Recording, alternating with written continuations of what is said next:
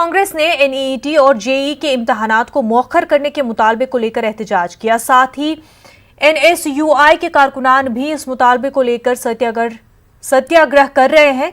Youth Congress के कारकुनान वजारत बराए फरोग इंसानी वसाइल की इमारत को घेरना चाहते थे, लेकिन पुलिस एहलकारों ने ऐसा होने नहीं दिया। पुलिस ने एहतजाजी कारकुनान को हिरासत में ले लिया। यूथ कांग्रेस के रहनुमा राहुल देव ने कहा कि मरकजी हुकूमत को बेदार करने की कोशिशें की जा रही है। हमारा मुतालबा सिर्फ इम्तिहान मुलतवी करना है। यूथ कांग्रेस कार्यकर्ता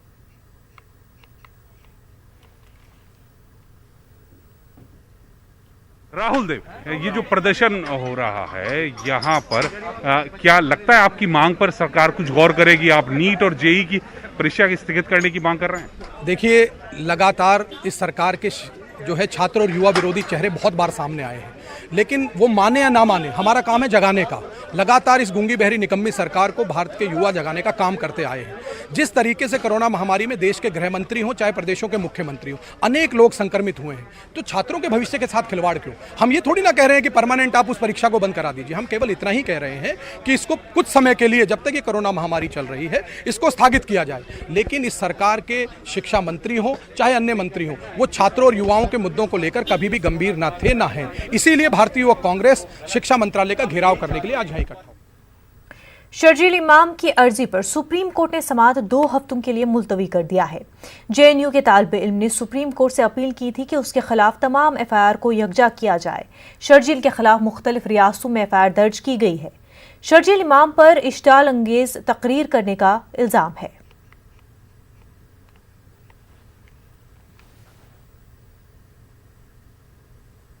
झारखंड कांग्रेस के नायब सदर और रुकन असेंबली डॉक्टर इरफान अंसारी ने रियासत में फंसे गैर मुल्की तबलीगी जमात के लोगों के खिलाफ मुकदमात वापस लेने का मुतालबा किया है ताकि उनकी वापसी की राह हमवार हो सके। उन्होंने तबलीगी जमात से जुड़े बॉम्बे हाई कोर्ट के फैसले का खैर मकदम करते हुए बीजेपी को सख्त तनकीद का निशाना बनाया। इरफान अंसारी रांची में क़याम पजीर गैर मुल्की तबलीगी जमात के अराकीन से मुलाकात के लिए पहुंचे, जिसके बाद उन्होंने कहा कि हालिया दिनों में रांची सेंट्रल जेल से रिहा किए गए जमात के लोगों को जेल में अजियतनाक मरहले से गुजरना पड़ा। उन्होंने वज़ीर आला हेमंत सोरेन को इन लोगों की रिहाई के लिए खत भी लिखा। जमात के लोग फंसे हुए हैं, उनसे मैं मिलने के लिए आया था। उनकी जब बातें मैंने सुना और किस तरह से इन लोगों को टॉर्चर किया गया भाजपा के शासनकाल में, जिस तरह से जमात को बदनाम करने का काम किया, मैं बधाई देना चाहता हूं मुंबई हाई कोर्ट का, जिसने जो वर्डिक्ट दिया है निश्चित तौर पर मैं कहूँगा स्वागत योग्य है। और मेरा ये मांग है, आपने देखा होगा कि मैंने चिट्ठी भी लिखा है मुख्यमंत्री जी को, उनसे मेरा मांग है कि जल्द से जल्द जो जमाती लोग हमारे राज्य में फंसे हैं और जो मुकदमे उस पर चलाए जा रहे हैं, उनको वापस लिया जाए और बाइज्जत ससम्मान इनको भेजा जाए। और जो दोषी लोग हैं और जो पदाधिकारी लोग दोषी है, जो नेता लोग दोषी है, उस पर भी कार्रवाई होनी चाहिए। साकेत अदालत ने भी तबलीगी जमात के 8 अराकीन को बाइज्जत बरी कर दिया है। अदालत ने कहा कि उनके मरकज में होने के कोई सबूत नहीं मिले हैं। इस्तिगासा इन गैर मुल्की तबलीगी अराकीन के खिलाफ कोई सबूत पेश नहीं कर सका है, ना ही उनके खिलाफ रजिस्टर पेश किया गया जिसको मौके पर जब्त किया गया था। अदालत के मुताबिक चार्जशीट में भी कोई ऐसा दस्तावेज नहीं पेश किया गया है जिससे ये साबित हो सके कि ये लोग उस वक्त मरकज में मौजूद थे।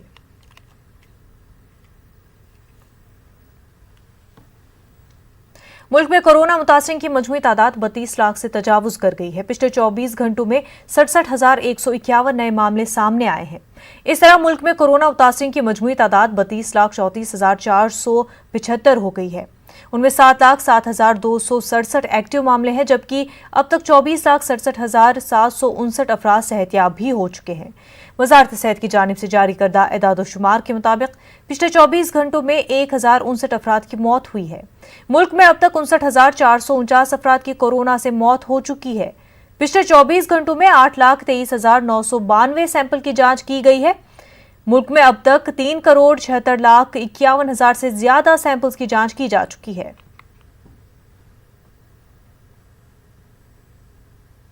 वहीं तेलंगाना में कोरोना वायरस के मजबूत मामलों में इजाफा जारी है। गुज़िश्ता 24 घंटों में 3008 मामले सामने आए हैं और 10 अमवात हुई है। तेलंगाना कोरोना से मरने वालों की तादाद 760 हो गई है। मंगल की शब तक 19,146 नमूनों की जांच की गई है। रियासत में कोरोना के 10,82,094 नमूनों की जांच की गई है। महकमे सेहत की जानिब से जारी करदा बुलेटिन में कहा गया है कि रियासत में 25,685 सरगर्म मामला दर्ज किए गए हैं। जीएचएमसी के हुदूद में 475 नए मजबूत मामला दर्ज किए गए हैं। जिला रंगारेड्डी में 247, जिला मिर्चल मलकाजगिरी 204, नलगुंडा 190 और खम्मम 161 ताज़ा मामले दर्ज किए गए हैं। बकिया नए कोरोना मामले रियासत के दीगर अजला में दर्ज किए गए। हैदराबाद के बच्चों के मशहूर नीलोफर अस्पताल की एक 35 साला टेक्नीशियन जो आउटसोर्सिंग पर खिदमात अंजाम देती थी, उनकी कोविड-19 से मौत हो गई है। वो गांधी अस्पताल में जेर इलाज थी। कल शब उसने इलाज के दौरान आखिरी सांस ली। जिला जगतियाल के एडिशनल एसपी दक्षिणामूर्ति की कोरोना से मौत हो गई है। दक्षिणामूर्ति गुज़िश्ता चंद दिनों से करीमनगर के एक प्राइवेट अस्पताल में जेर इलाज थी।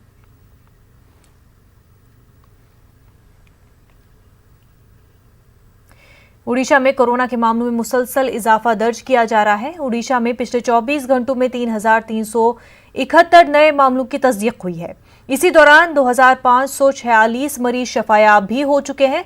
जारी करदा इदादोशुमार के मुताबिक पिछले 24 घंटों में 13 मरीजों की मौत हुई है।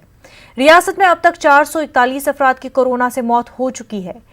उड़ीसा में कोरोना मुतासिरीन की मजमूई तादाद 87,602 हो गई है, जबकि अब तक 59,470 अफराद सेहतियाब भी हो चुके हैं।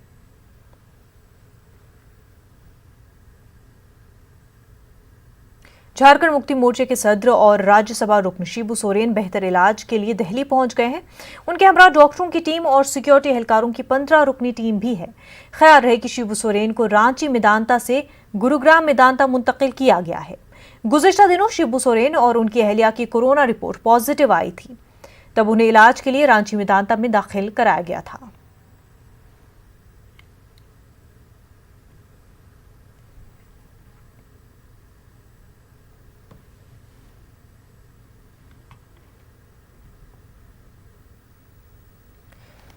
नाजरीन, आपको बता दें कि झारखंड मुक्ति मोर्चे के सदर और राज्यसभा रुकन शिबू सोरेन और उनकी अहलिया कुछ अरसे पहले कोरोना पॉजिटिव पाए गए। बेहतर इलाज के लिए दिल्ली वो अब पहुंच गए हैं। उनके हमरा डॉक्टरों की टीम और सिक्योरिटी एहलकारों की 15 रुकनी टीम भी है। ख्याल रहे कि शिबू सोरेन को रांची मेदांता से गुरुग्राम मेदांता मुंतकिल किया गया है। गुज़िश्ता दिनों आपको बता दें, शिबू सोरेन और उनकी अहलिया की कोरोना रिपोर्ट पॉजिटिव आई थी, तब उन्हें इलाज के लिए रांची मेदांता में दाखिल कराया गया था।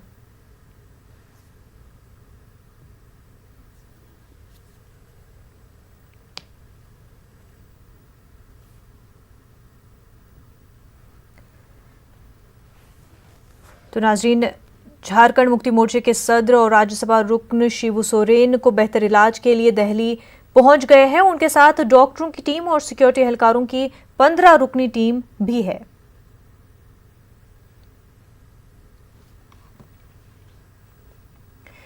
कोरोना से मुकाबले के लिए मास्क को अहम करार दिया जा रहा है। अवामी मकामात पर इसका इस्तेमाल जरूरी है। बेशतर अफराद कोरोना गाइडलाइन पर अमल कर रहे हैं तो कुछ लापरवाही का मुजाहरा भी कर रहे हैं। कुछ को लगातार मास्क के इस्तेमाल से परेशानियां भी हैं। उनके जहनों में कुछ सवाल भी हैं।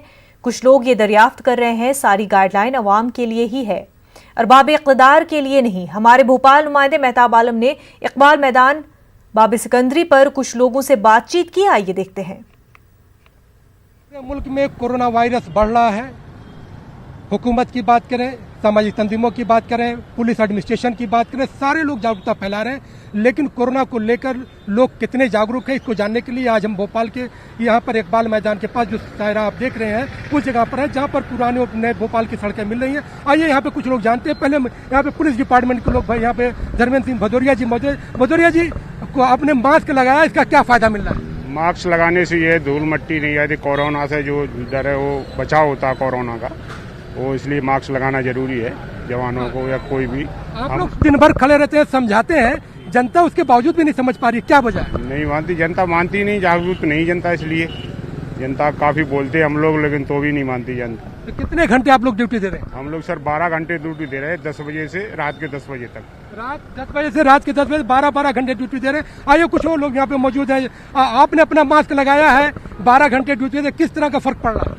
अच्छा महसूस कर रहे हैं, इसकी गर्दा धूल नहीं जाती है और अपना और एक दूसरे की वो नहीं आ रही है, कीटाणु नहीं आते अपनी बात, इसलिए अच्छा महसूस हो रहा है अपना। इतनी मुश्किल ड्यूटी के बाद जनता सुन रही है आपकी बात?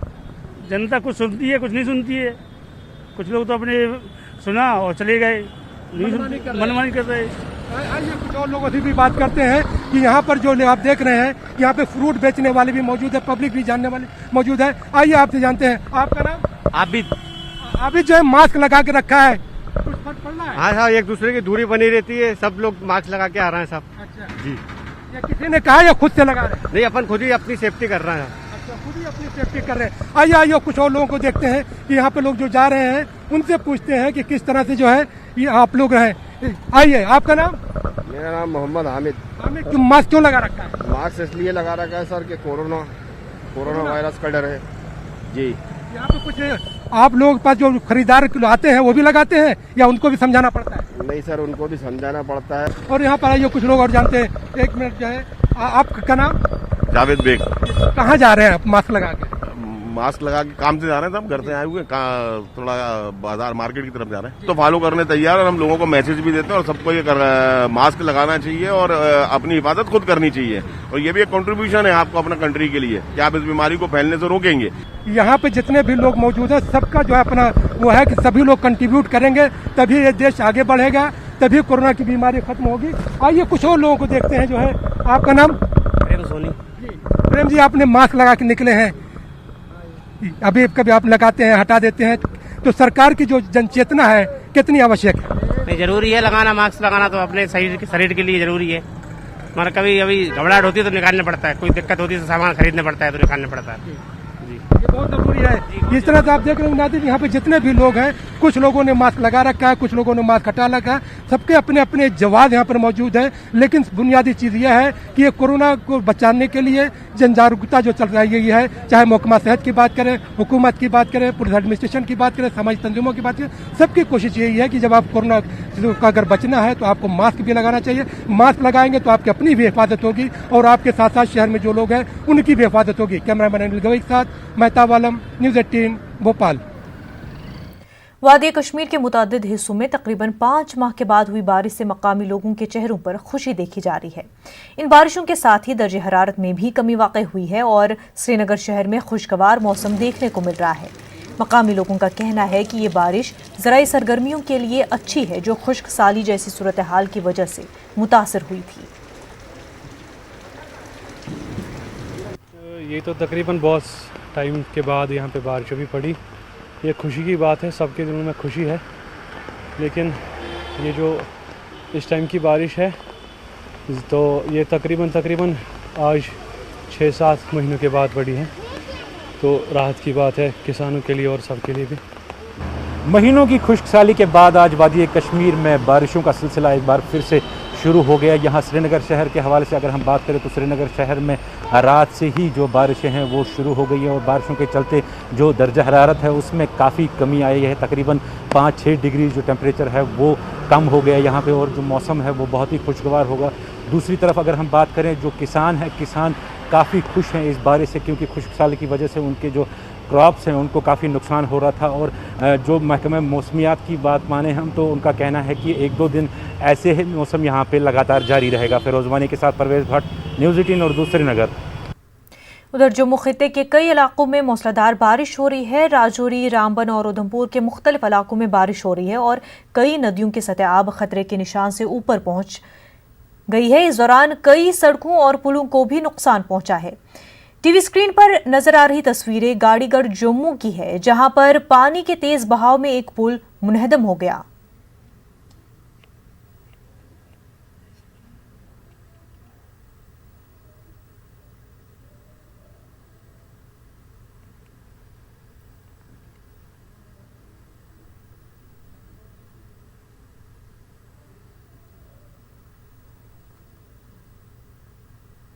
वहीं बिहार के कई अजला सैलाब से मुतासिर है, लेकिन हम आपको तस्वीर दिखा रहे हैं पटना से मुतसल हाजीपुर की, जहां गंडक नदी की वजह से कई इलाकों में पानी भर गया है। लोग कौमी शाहराह पर महफूज ठिकाने की तलाश में हैं। लोगों का इल्जाम है कि उन्हें अब तक कोई सरकारी मदद नहीं मिली है। हमारे नुमाइंदे आनंद अमृतराज ने हालात का जायजा लिया, आइए देखते हैं।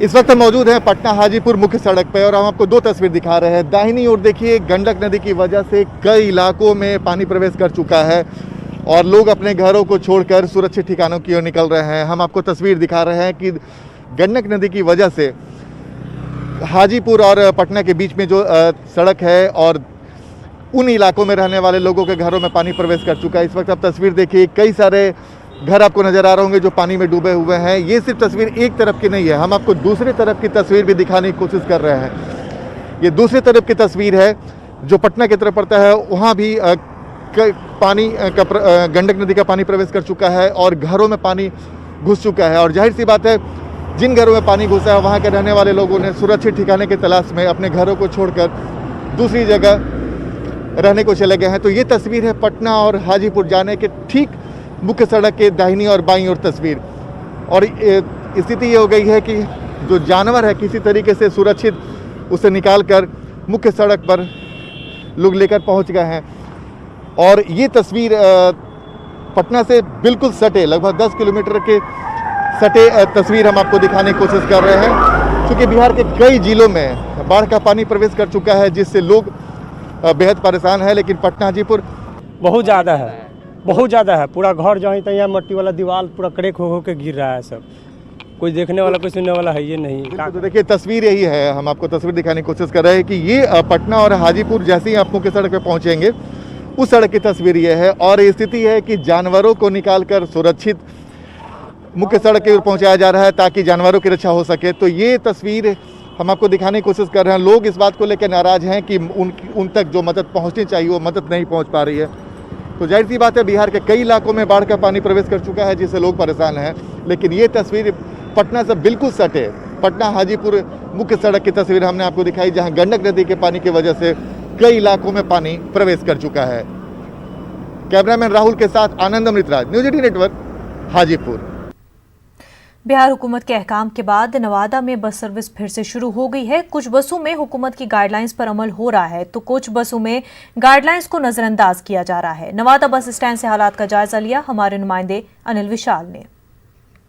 राज्य सरकार के नए आदेश के बाद एक लंबे अरसे के बाद बसों का परिचालन फिर से शुरू हो गया है। इस वक्त हम मौजूद हैं नवादा बस स्टैंड में, जहां आप देख सकते हैं बसों का परिचालन एक बार फिर से शुरू हो गया है। और कहीं न कहीं सरकार के नए आदेश के बाद कुछ बसें नियमों का पालन तो कर रहे हैं, मगर कुछ बसें बिल्कुल भी नियम का पालन नहीं कर रहे हैं और इसकी अनदेखी कर रहे हैं। लोग अभी भी कोरोना के खौफ से के साइड से नहीं निकल पाए हैं और अभी भी कहीं ना कहीं लोग इससे अभी भी परहेज कर रहे हैं, यात्रा करने से परहेज कर रहे हैं। बस के कंडक्टर हैं, उनसे आइए जानने का प्रयास करते हैं क्या उन्हें दिक्कत हो रही है। क्या दिक्कत हो रही है? दिक्कत हो रही है कि सवारी नहीं निकल रहे हैं। पटना में सब कुछ बंद रहने के कारण कोचिंग, कॉलेज, रेलवे यातायात ठप है, जिसके कारण लोग सवारी कब निकल रहे हैं। कोरोना महामारी के कारण भी लोग अभी तक भयभीत हैं, जिसके कारण सवारी कम निकल रहे हैं। पैसेंजर आपके जा रहे हैं बस में?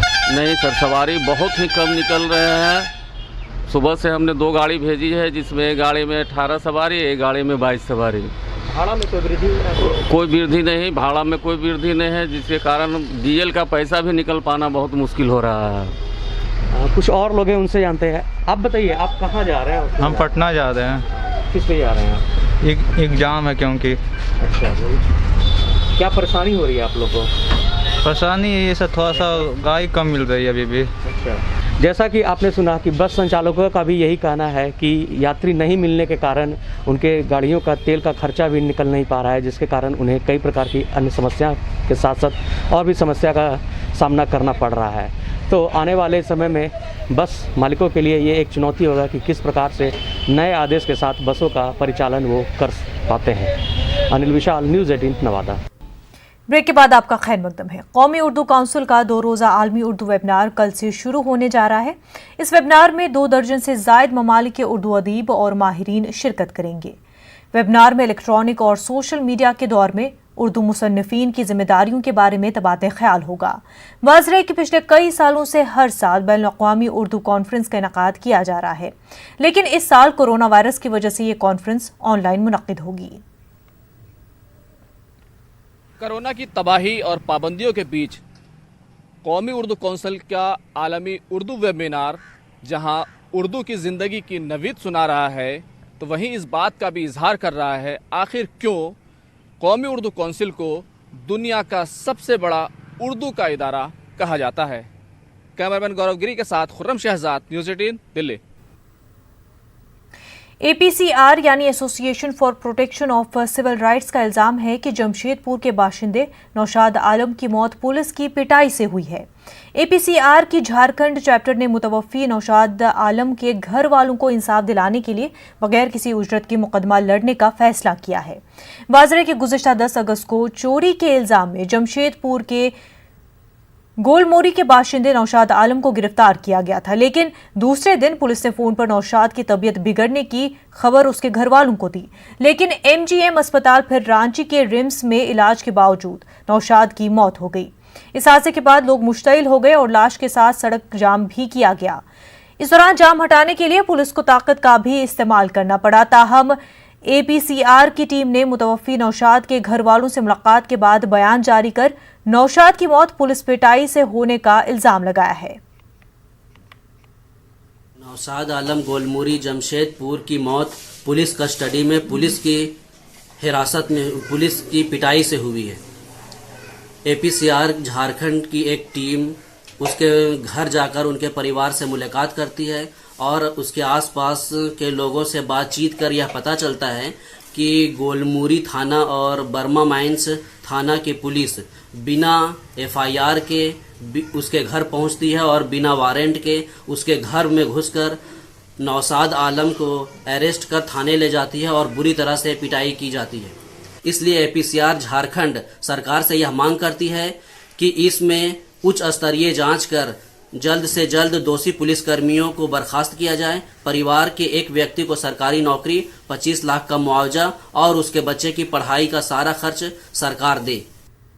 सुशांत सिंह राजपूत केस की तफ्तीश कर रही CBI पूरी एक्शन में है। एजेंसी की टीम कपूर अस्पताल पहुंची है। दूसरी तरफ ED ने जया साहा को समन जारी किया है। उनका नाम रिया ड्रग चैट में सामने आया था।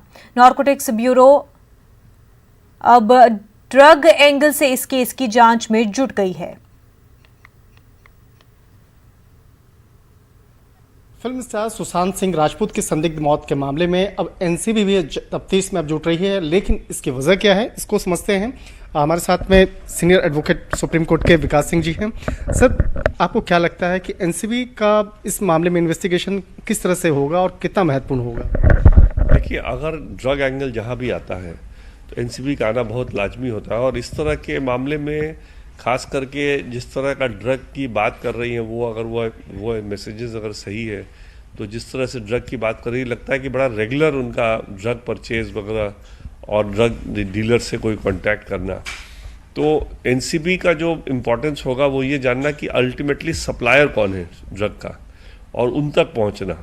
और अगर ये सप्लाई चेन में अगर इनका भी कोई हाथ है या इनके भाई का हाथ है कि वो भी सप्लायर के हैसियत से अगर वो रहते हैं तो फिर वो इनके खिलाफ भी एक्शन हो सकता है।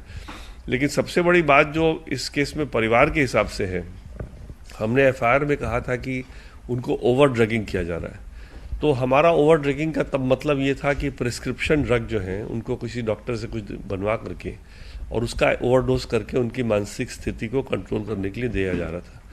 लेकिन अब जो ड्रग की बात आ रही है ये तो हार्ड ड्रग हो गया, तो ये तो बहुत ही इनका बड़ा क्रिमिनल ब्रेंट ऑफ माइंड लगता है इस तरह की बात जो SMS जो सामने आए हैं। और इससे लगता है कि ये जो ड्रग उनके मर्जी के खिलाफ उनको ज़बरदस्ती एडमिनिस्टर किया जा रहा था उनको मानसिक स्थिति उनका कंट्रोल करने के लिए। अब किस षड्यंत्र में किया जा रहा था? क्या आप सुशांत को डिसेबल करना चाहते थे या सुशांत को ख़त्म करना चाहते थे या सुशांत को मानसिक रूप में कंट्रोल करना चाहते थे और उनको इस्तेमाल करना चाहते थे? ये बातें अब खुलासा होंगी कुछ दिन में बहुत जल्दी CBI द्वारा। लेकिन डेफिनेटली इस एंगल ने एक बहुत ही नया मोड़ दे दिया इस केस को।